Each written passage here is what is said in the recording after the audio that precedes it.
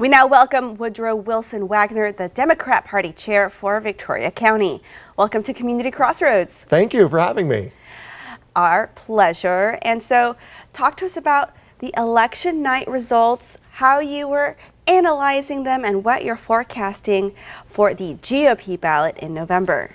Absolutely. It was quite an election night. We had some very, very close races, especially for the Republicans. Now, even as the Democratic chair, I'm very curious about what's going on with the Republicans because I might not share a lot of their viewpoints, but we still have some really, really good people running for those offices.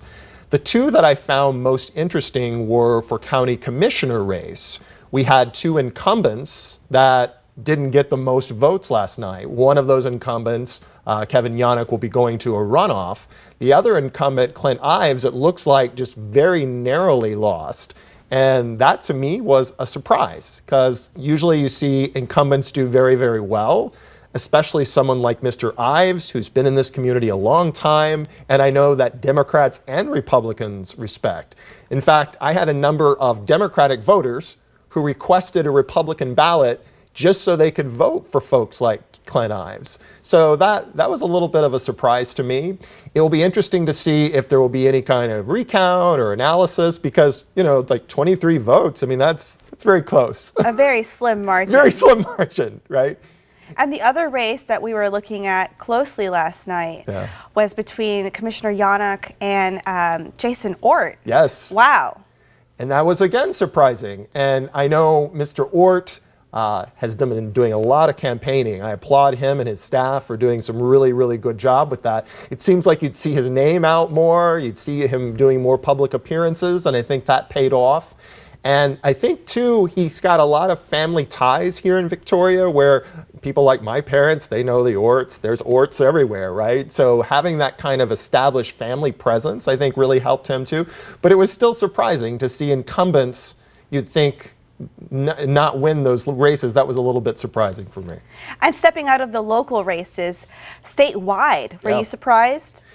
I was surprised that the Democratic governor nomination wasn't closer. I knew Beto would probably win, but I thought some other folks would maybe get a but on the GOP side, we'll get to the Democrats shortly. Yeah, I guess the same's true for that. I thought Governor Abbott would have more of a run for his money. I thought that some of those candidates would give him a little bit of a challenge, but it looks like he just really did very, very well. It looked like Allen West picked up a lot of momentum statewide. He did, but not as much as I really thought he would, right? And he's been out there a lot, and there's been a lot of support for him, but I don't know if that support always translates into people voting. The same, I think, can be said for Congressman Cloud. Congressman Cloud had a lot of folks challenging him this time, which his last few times, not so much. I thought maybe AJ would be like a dark horse candidate. I was really surprised by that. Sheriff Louderbeck, right? Former sheriff. Now he resigned to run for office. Absolutely. He has a lot of just grassroots support. You'd see lots of signs. You'd see lots of people talking about him. And I know people in my own family were talking about him a lot. So I was surprised that that race wasn't closer. But it shows how loyal Cloud's base is and continues to be.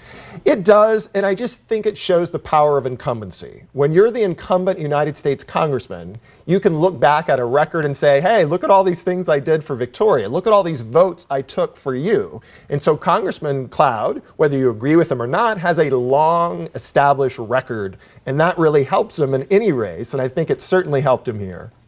Well, let's take a look at those important November general election dates as they inch closer to us. We're just in March, but looking ahead, Tuesday, November 8th, that's the big day. Mark your calendar.